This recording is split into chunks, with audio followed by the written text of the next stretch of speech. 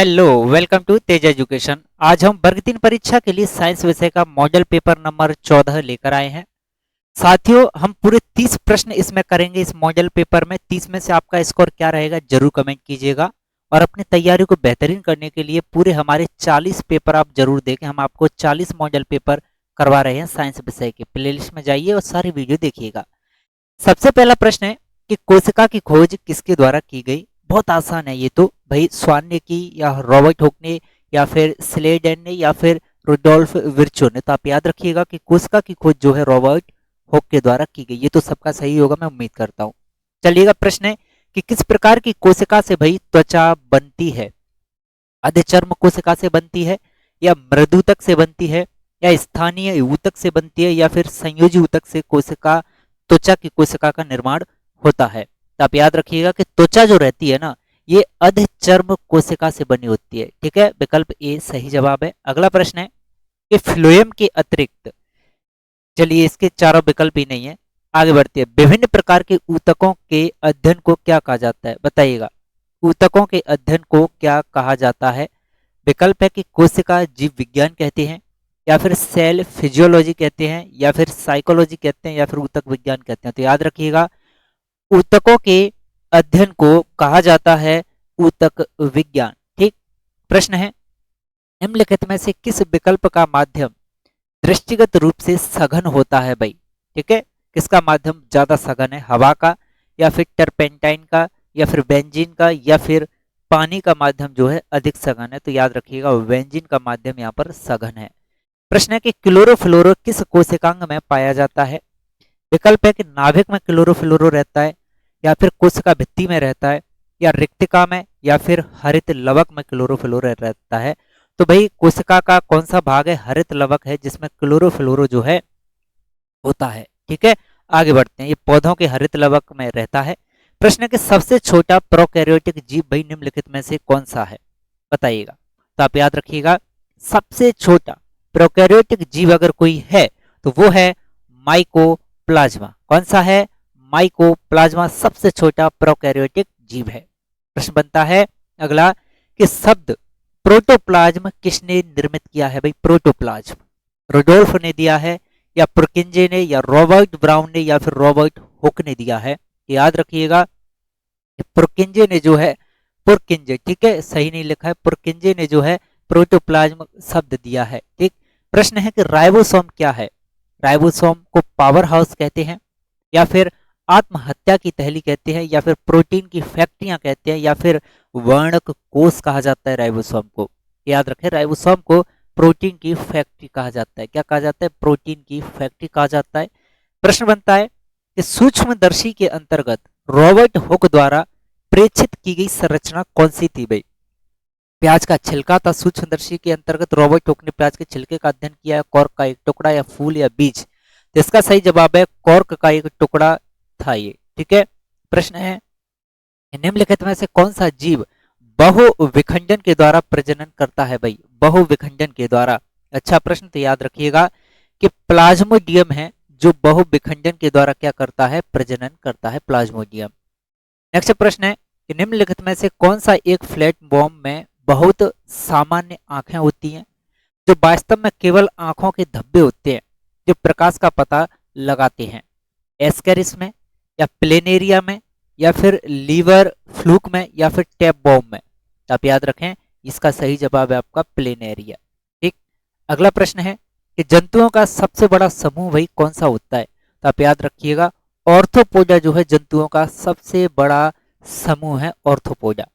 प्रश्न है, निम्न में से कौन सा कथन यहाँ पर गलत दिया गया है कि सभी रज्जुकियों में पृष्ठीय तंत्र का नाल होती है या फिर डिप्लोब्लास्टिक होते हैं या सिलोमेर होते हैं या फिर इसमें मेरुदंड होता है भाई रज्जुकी में। तो आप याद रखिएगा, यहाँ पर जो गलत कथन है वो ये है कि डिप्लोब्लास्ट होते हैं। ठीक है, विकल्प बी इसका सही जवाब है।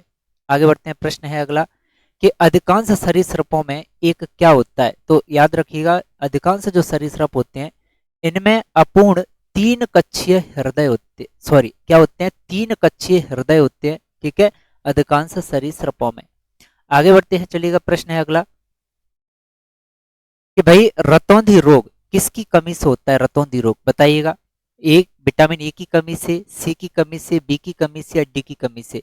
तो देखो विटामिन सी की कमी से होता है स्कर्वी। कौन सा होता है? विटामिन सी की कमी से। कितने लोग कह रहे हैं कि हाँ जी स्कर्वी रोग होता है, बताइएगा। विटामिन सी की कमी से कौन सा रोग होता है? और रतौंधी रोग किसकी कमी से होता है? तो आप याद रखिएगा रतौंधी रोग जो है विटामिन ए की कमी से होता है। आगे बढ़ते हैं कि किस विटामिन की कमी से स्कर्वी रोग होता है। लो प्रश्न ही आ गया, ठीक है। तो याद रखना विटामिन सी की कमी से भाई स्कर्वी रोग होता है।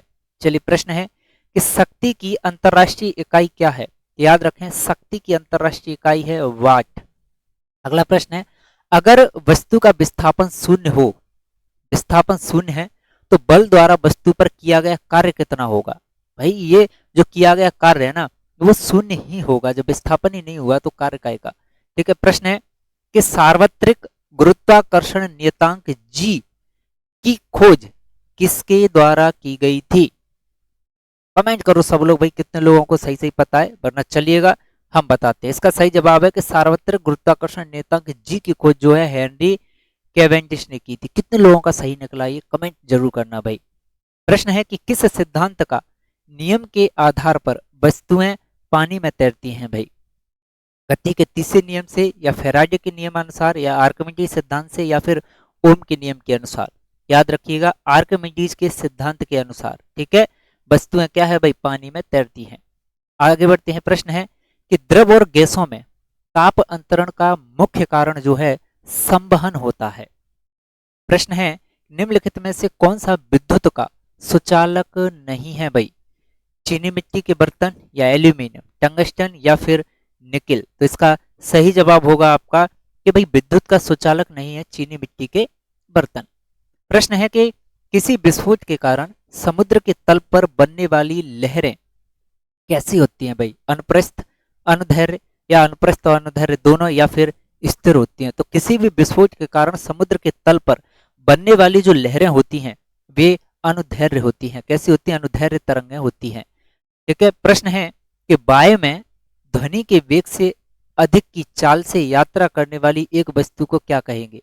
पराध्वनिक या अति पराध्वनिक, अपश्रव्य या फिर पराश्रव्य कहेंगे? तो याद रखिएगा इनको पराध्वनिक कहेंगे, क्योंकि विकल्प ए इसका सही जवाब है।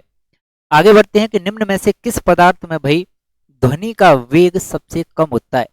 बताइए ध्वनि का वेग सबसे कम किस में होता है? तो आप याद रखिएगा ध्वनि का वेग सबसे कम जो है वायु में होता है। अगला प्रश्न है कि इनमें से कौन सा प्रकाश के प्रकीर्णन का एक उदाहरण है? जल्दी से कमेंट करें भाई प्रकाश के प्रकीर्णन का एक उदाहरण कौन सा है? आकाश का नीला रंग या तारों का टिमटिमाना या सफेद प्रकाश का कांच के प्रिज्म से गुजरने पर विभिन्न रंगों में विभक्त होना या फिर इंद्रधनुष? तो प्रकाश के प्रकीर्णन का उदाहरण है आकाश का नीला रंग। ठीक है। विकल्प ए इसका सही जवाब है। आकाश का नीला हमें प्रकीर्णन के कारण दिखाई देता है। प्रश्न है कि जब प्रकाश किसी चमकीली सतह पर आपतित हो रहा है तो परावर्तन की घटना भाई कैसी घटित होती है? याद रखना परावर्तन की घटना जो है नियमित रूप से घटित होती है। नियमित परावर्तन की घटना घटित होती है जब प्रकाश किसी चमकीली सतह पर गिर रहा है तो। ठीक। प्रश्न है कि सर्किट में श्रृंखला में प्रतिरोधक जुड़े होते हैं, सर्किट के माध्यम से धारा का मान कैसा होता है भाई? एक ही रहता है या बढ़ती है, कम हो जाती है या फिर आधा हो जाता है सर्किट के माध्यम से धारा का मान? अगर वे कैसे जुड़े हैं भाई? सर्किट में श्रृंखला में अगर प्रतिरोधक जुड़े हुए हैं तो याद रखिएगा धारा का मान जो है एक ही रहेगा। प्रश्न है कि परिपथ में कौन सा भाई? श्रेणी परिपथ में। ठीक है। श्रेणी परिपथ में विद्युत प्रवाहित होने का केवल एक ही मार्ग होता है श्रेणी परिपथ में, इतना आप याद रखिएगा। ठीक है। तो इन 30 प्रश्नों में से आपके लगभग कितने प्रश्न सही थे कमेंट करके जरूर बताएं, और प्लेलिस्ट में जाकर आप पूरे 40 पेपर भाई जरूर देखिएगा। ठीक है। जो संभावित मॉडल पेपर हमने कराए जरूर देखिएगा पूरे 40। मिलते हैं नए सेशन में, तब तक के लिए जय हिंद, जय भारत, जय महाकाल प्यारे साथियों।